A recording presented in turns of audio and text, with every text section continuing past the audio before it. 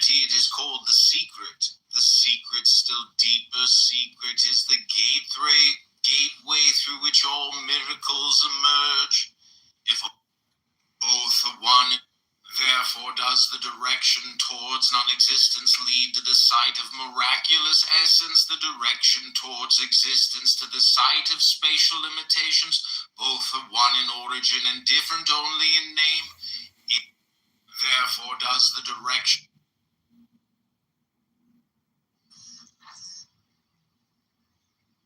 Videos that are like 10, 13 years old, everybody. I am so serious about this. I wouldn't like just joke around. As an illegal immigrant. Like, nobody takes the only one person on there. It's fine, you're fucking super personality watching it. So, yeah, okay, it's not you. Meanwhile, you're part of this house. It's just bizarre to think the mental illness on this app is way out of control. Somebody's upset. Meanwhile, Susan Goldenrod flip. Says it's not me, but it leaves. Yeah, so energy. I'm coming up on that stage. And you're right, we have to stand up for each other. I mean, would you like to test the room? Sometimes trying to make up.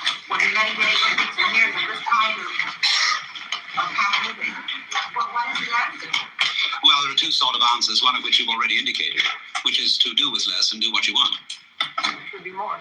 Which, Osiris, the father of the universe, was imagined as catastrophic. Love, death, resurrection, as the method by which experience was built up. This corresponds to patriarchal systems. Now, Horus, the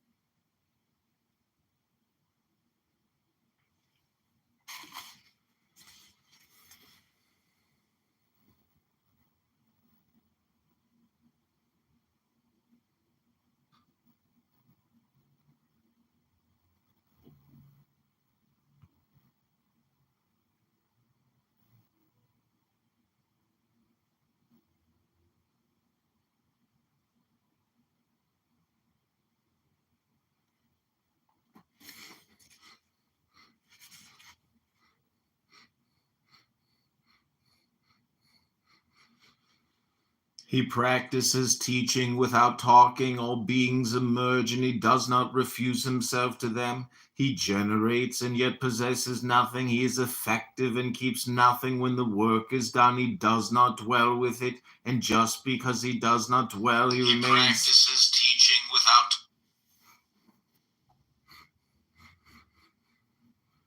He generates and yet possesses nothing. He is effective and keeps nothing. When the work is done, he does not dwell with it. And just because he does not dwell, he remains undeserted. By not preferring the competent, one brings about the people that people do not quarrel.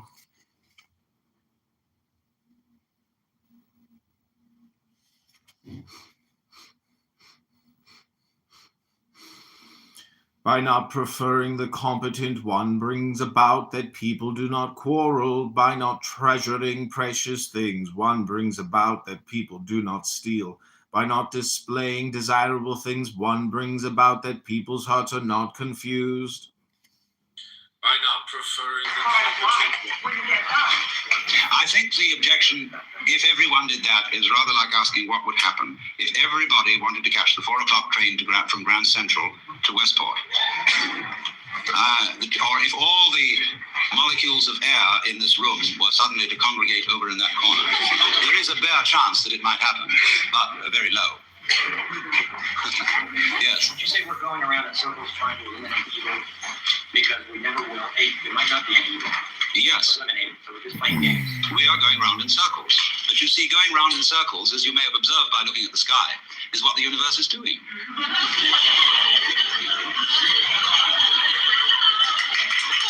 You see, before. As long as we recognize one, we're all right. Yes. Yes, that's the thing. It's a dance. And when you dance, you don't dance to get somewhere.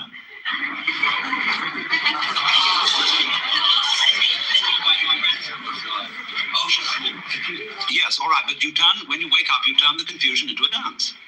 And so I go back to your question. What is the alternative to clearing out of the job you're doing? And to say doing with less but having more fun. Well, there are ways of making almost any activity into a dance. Supposing you had to drive a bus in New York, which is a very harrowing job in the ordinary way, you must not take seriously anything about it. This is the first rule. That it doesn't matter a damn if you don't get there on time. He practices teaching without. Excuse me. Would you mind?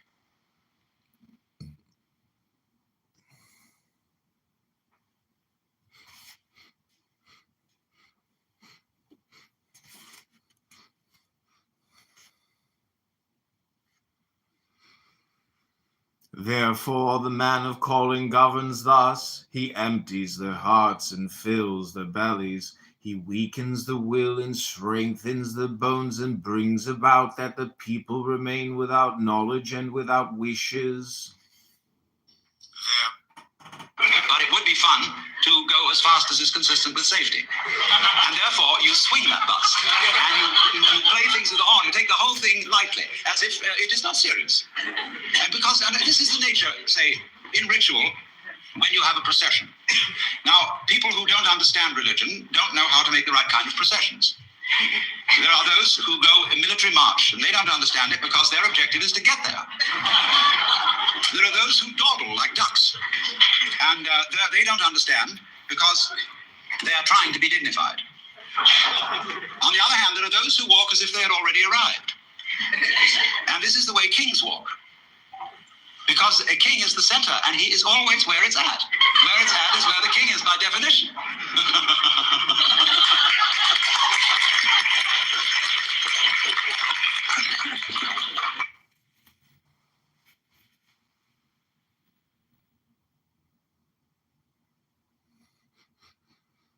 He weakens their will and strengthens their bones and brings about that the people remain without knowledge and without wishes, and he takes care that those who know dare not act. He does the non-doing, and thus everything falls into place. Tao is forever flowing. Tao is forever flowing, and yet it never overflows in its effectiveness. It is an abyss like the ancestor of all things. It mellows their acuity, it dissolves their confusion, it mitigates their brightness, it unites itself with the dust.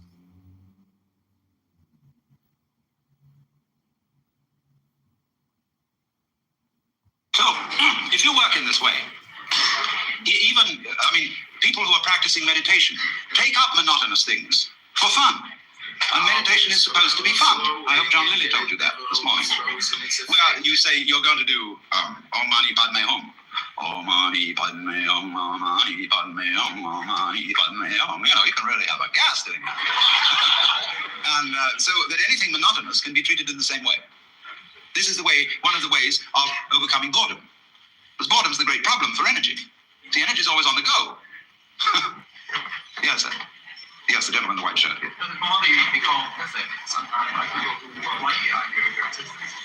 Mythic? No. Mythic is a great word. There's the question is it bother me to be called mythic? No.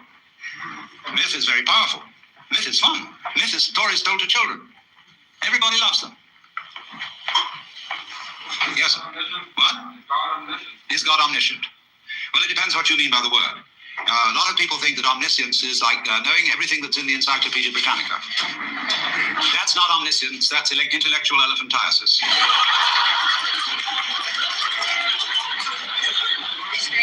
Now, you see, let me explain this question, because it's always important. And when anybody announces that he or she is God, people say at once,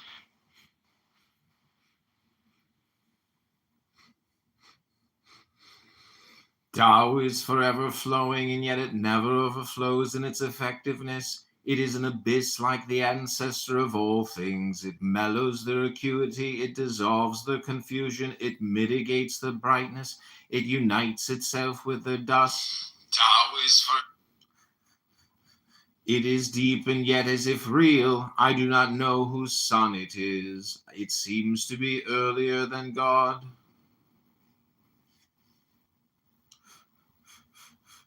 It dissolves the confusion, it mitigates the brightness, it unites itself with the dust. It is deep and yet as if real. I do not know whose son it is. It seems to be earlier than God. Heaven and earth are not benevolent to them men. It dissolves.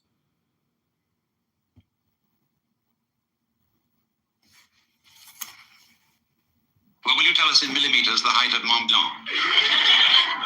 When I say look it up in the encyclopedia, it's there. The thing is this. What we ordinarily call knowledge is the translation of life into words. And that is a very cumbersome process, because if we had to translate the process into words every time we took a breath, we'd never get around to it. It takes so long to describe and think through the whole physiology of breath. Therefore, we do it without thinking about it. And I find that I'm shining the stars in just the same way. I mean, if you want it in words, it's going to take us a long time to get through them, because words are strung out in a line. There's that sense that internally we are, and we are all gods. How come as a god, since you have said that we are all gods, and therefore I am a god, how come I find such difficulty to recognize it, understanding, and finding this tranquility within myself? How do you, if you are God, how do you find such difficulty in finding peace and tranquility in yourself? That's because you're looking for it away from the place in which you are. You are seeking it apart from the experience which you have at this moment. And you are regarding that experience and saying, that's pretty lousy, I like something better than that. But the trouble with that is that it splits you in two pieces. And once you're split in two pieces, you're lost. Because you made a difference between the experience you are now having on the one hand and yourself who is having it on the other. And you wish you could get away from that experience. Now, the truth of the matter is you can't, because you are what you experience. It's a myth purely that there is some sort of experiencer who has the experience. You are what you know, because it is not I know something. There is simply a process called the knowing. You could say the knowing, like the world, has two poles, north and south. And so the knowing ball has the knower and the known, but only in that sense. Now, knowing changes. It changes itself. But if you try to stand outside it and change it, it'll be like standing outside your hand and trying to move your hand from outside. And so comes the difficulty. In other words, this would be the difficulty for God in the press button surprise situation, where you think you want something different from what you have. But if you do think that, you've got to ask yourself the question, what it is that you really want. This is the most fundamentally important question. And you will find, if you go into it very, very deeply, that you have it. Now, you may change your mind about it, but you do have what you want. God, if this place caught on fire, I would find myself so scared that I wonder if I would also feel that I was God. And if I am God and scared, what do I do about that? Well, one of the ways of not being bored is to scare yourself. Yes. Don't we all go to the movies just to be scared? We put certain limits on it, indeed, before we go and say, this isn't really going to happen. It's only a play or a movie. And therefore, while we see the safe outline of the proscenium arch, in the back of our minds, as a sort of hintergedanke, we know it's only a play. I'm talking about when it isn't only. How do you know it isn't? If you see, after all, the task of the actor on the stage is to come on so well that the audience thinks it's real, so that he has them crying, so that he has them shaking with fear, so that he has them sitting on the edges of their chairs. Well, that's just one ordinary Joe Doakes actor, but supposing the actor of the play is the real big actor. Wow, that play would seem real. So that's what happens when the house cat is on fire. Yes, lady in red. Yes, you're looking behind yourself. What is sleep? The seventh day. What? When is the seventh day? When you sleep. Yes. Yes, God. The only reason I know that I'm God is because I take the responsibility for it. Yes. Doesn't that answer the lady's question about the fire? Oh, yes, that also would answer it, yes. It's a question of taking responsibility for what happens. What happens if you don't do anything about the world? If I don't do anything about the world? The board.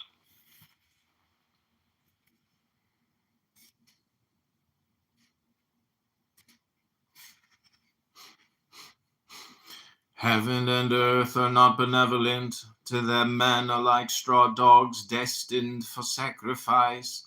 The man of calling is not benevolent To him men are like straw dogs, destined for sacrifice. The space between heaven and earth Heaven is... and earth are not. What's through the boredom? Well, that's another way. That's another way. You can explore boredom. You can bore into boredom. And watch it. Sometimes when you're bored, that's the only thing to do. Because even for God, you can't lift yourself up by your own bootstraps. Because that is by nature of the definition impossible. You said in the Bible you would enjoy having a great hobby. Yes, I think that would be fun. Heaven and earth are not benevolent to them. Men are like straw dogs, destined for sacrifice. The man of great calling is not benevolent to him. Men are like straw dogs, destined for sacrifice. The space between heaven and earth is like a flute, empty. Heaven and earth are.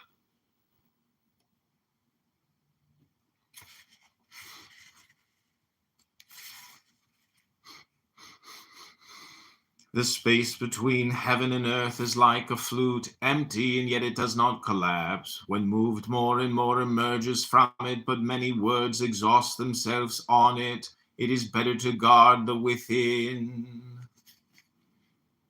Why else does one go on stage except to make myths? Excuse me, what did you say? What is my motivation for going on the stage? That is like asking, why is there a universe? Well, now, if you listened to George Leonard last night, George Leonard explained how children were befuddled by being taught to ask why about everything. Because you always look away from what you're asking about to its antecedents, and that won't lead you anywhere at all. Why am I here? And I answer that question. Then somebody says, well, why that? And then somebody says, well, why that? Why that? Why that? And you get back and back and back, and eventually you get tired of answering. And so fathers, when their children say, why, Daddy? Why? They say, oh, shut up and eat your lollipop. But what happens, you see, when we trace the causation of things into the past, it all begins to fade out in silence and no answer. Why?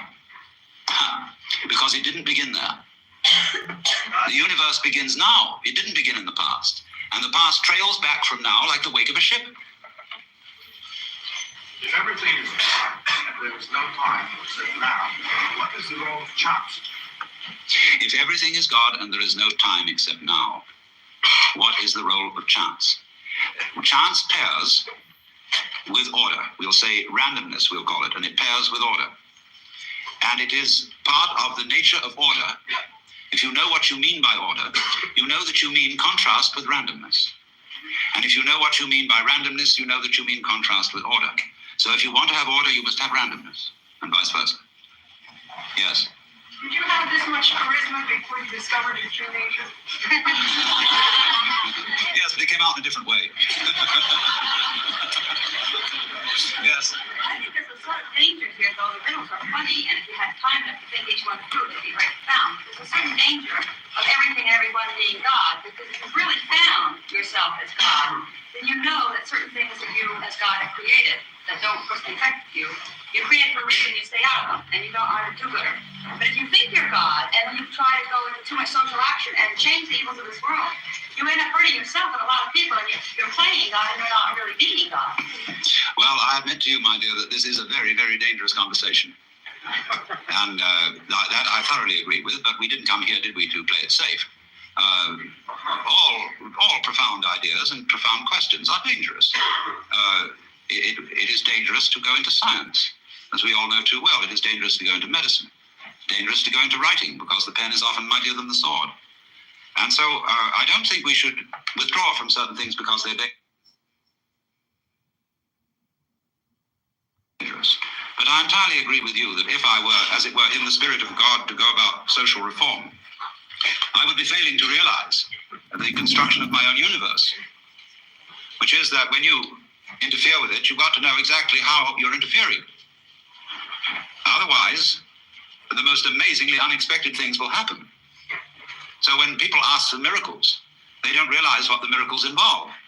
I mean, if I turned the microphone into a rabbit, it's altogether possible that you might drop dead, because those events might be connected. Did you ever study with Carl Jung? Did I ever study with Carl Jung? Work with him? I didn't study with him. I knew him, and I read a lot of his writings. Yes. Is the notion of watching yourself, like watching the boredom or being aware of yourself, imply that there's a separation somewhere? It does in a way, yes. And it depends how you're watching. There is a very interesting thing that comes up in this respect with regard to the Bhagavad Gita and to the Yoga Sutra, where they talk about the witness. There is, as it were, behind our ordinary self with its emotions and involvements, a witness self that does nothing more than perceive what happens. And this is the Atman, or the Purusha, which is not involved. And some of you, no doubt, especially in times of crisis, have suddenly discovered this sort of witness center behind everything that just isn't involved. Most terrible things can be going on, but the witness is impassive. Now, when we go into these states, we've got to be very careful of our descriptive language, because the descriptive language makes the witness seem something apart from what is happening in such a way that if we want to become really sort of skitsy and catatonic about things, we can always be withdrawn and go in and identify ourselves with a solitary and uninvolved witness who is merely a hangout for the ego, as when the police raid a house in which there are burglars. And the burglars know they'll be caught if they're on the ground floor, so they go up to the first floor. So then the police come up to the first floor, they're up to the second, they get to the roof, where the open sky and the infinite. And in this way, this was why the Buddha did not teach about the Atman, the real self within us, because he knew people would use the real self as a hideout for the ego. And so when, say, Krishnamurti tries to explain this, he doesn't talk about the witness. He talks about awareness, and people say to him, but who is aware? What is aware? And he seems a little sticky in his answer here, because what is the matter is that the people asking the question are bewitched by grammar. They are using a language in which it is part of the grammatical convention that the verb always have a noun subject. Now, how on earth do verbs get started by nouns? I ask you. How can a thing start a process? Surely, this was really the same problem Descartes was wrestling with when he tried to find out how spirit could influence matter, or how mind could influence body. Because everybody knows that all proper ghosts walk straight through walls without disturbing the bricks. So how can the ghost in the machine, as Kessler put it, the soul in the body, how can it do anything to the body? There's no connection. Two different realms. But the point is, when we're talking about this awareness, what we call thought, feeling, sensation, emotion, we could say in a very clumsy way is it's aware of itself. It's the very nature. There wouldn't be. The spirit of the valley never dies. It is called the female, the gateway of the dark. Female, it is called the root of heaven and earth, uninterrupted as though persistent. It is effective without effort. The spirit of Sensation without awareness. You don't have to have something which is aware of it, any more than you have to have a thing called lightning, which does something called flashing. The flashing is the lightning. And so awareness is the one who's aware of it. Could say this awareness, if I say I am aware, the word I, as William James suggested, is simply a word of position, like this or here. Awareness here. And your awareness there. Yes, sir. Like one great koan that we mentioned before. Yes, life is like one great koan. No, death is not the solution. It has no solution. Otherwise, it wouldn't happen. You see, the thing is like this. This is what is hard for Westerners especially to understand. I said, if you understand the yang and the yin, you don't need to ask any further questions. And all you I Ching buffs ought to know this by now.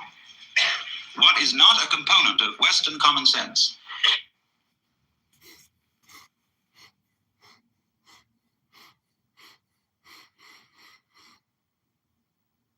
Heaven is eternal and earth lasting. They are lasting. Heaven is eternal and earth lasting. They are lasting and eternal because they do not live for themselves. Therefore can they live forever. Thus also is the man of calling. He disregards himself and his self is increased. is that nothing is something. Now, that may sound a little contradictory, but I think I can explain it. We treat nothingness as if it were ineffective, as if it wasn't really important at all.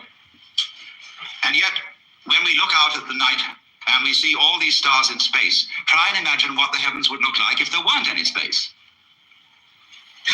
Then obviously there wouldn't be any stars. I mean, you could think that they would all be jammed together in a lump. There are various objections.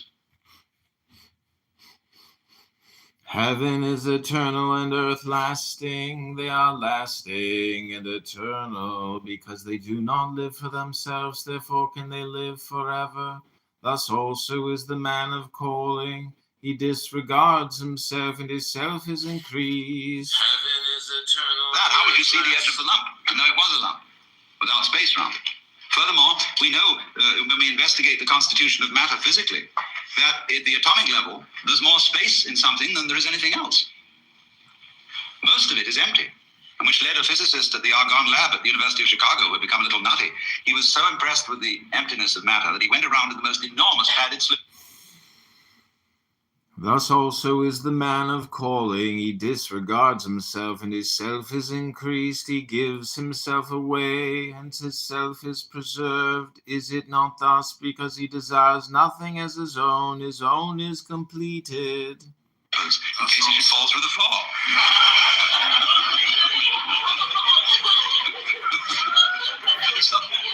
So now what the point I'm making is this. If space is essential to solid, it's perfectly obvious then that nothing is essential to something. If you can't have something without nothing, it means nothing is pretty powerful stuff. Because something comes out of it. Like that. It's a dogma of Western thought expressed in the Latin phrase ex nihilo nihil fit. Out of nothing comes nothing. But that's not so. Out of nothing comes something. Now you would say, well, if something comes out of nothing, there must be some kind of mystery inside nothing. It must have a secret structure of some kind.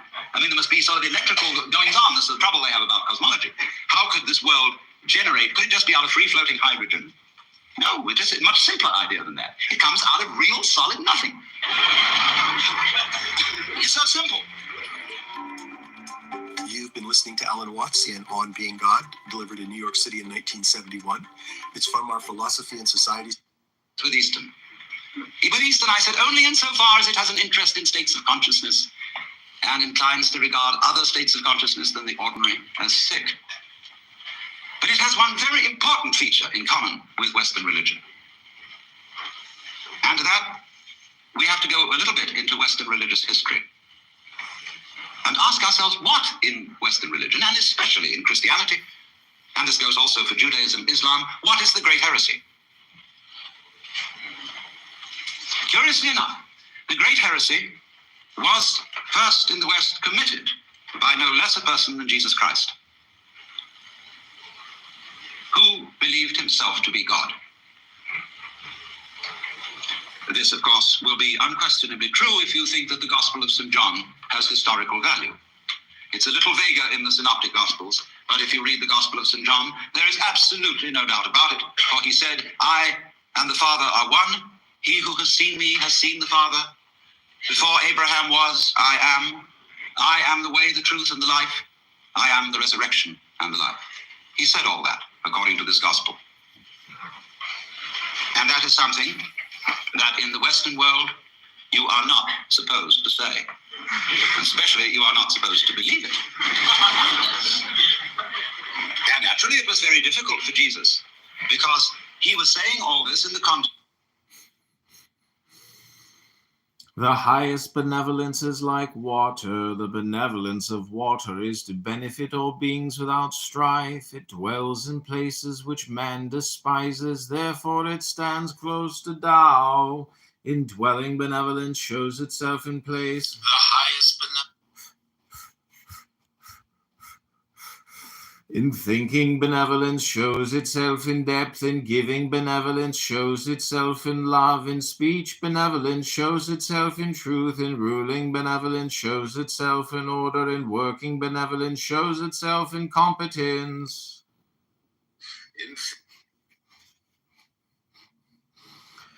In working, benevolence shows itself in competence. In movement, benevolence shows itself in timing. He who does not assert himself thereby remains free of blame. To hold on to something and thereby make it overflow, this is not worthwhile. Of the Hebrew culture. And he tried to find language in the Hebrew scriptures with which to express his state of consciousness, because he had an unusual state of consciousness. As I read it, he had cosmic consciousness, otherwise known as mystical experience, otherwise known as moksha, nirvana, bodhi, satori, fana elvana, or what you will. And that happens to people. It has happened as far back as we know. It happens all over the world and in all cultures. We don't know very much about it.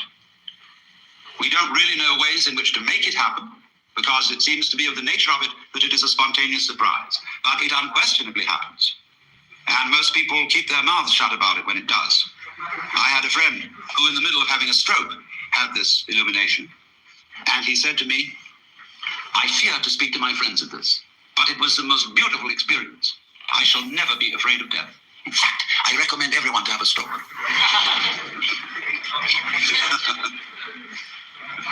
This was my friend Jean Varda, lately deceased Greek painter. Now, Jesus certainly had this transformation of consciousness, and he was crucified for it. Why? Because he had committed an act of insubordination and treason against the cosmic government. Because if you believe that God is a monarch, an absolute, omniscient, and omnipotent authority, shall we say a sort of cosmic ego, then to claim to be that is to introduce democracy into the kingdom of heaven, to usurp divine authority, and to speak in its name without proper authorization. And they asked Jesus, by what authority do you speak? Of heaven or of men? And he was tricky about answering that one. He said, by what authority did John the Baptist speak? And they were nervous about answering that one. He could have asked, by what authority did Isaiah speak, etc., or Moses. But Moses became official authority. And if you could wangle it, that what you said was simply an extension of what Moses said, because Rabbi so-and-so said it, who got it from Rabbi so-and-so, who got it from Rabbi so-and-so, who got it from Moses, then it's okay. Notice this, that to be an authority today in the academic world depends on documentation. It's not enough to say, for I say unto you, you must put in your footnotes. And the more the footnotes, the more the authority, obviously. So, our dissertations tend to be books about books, about books, about books, and our libraries multiply by mitosis.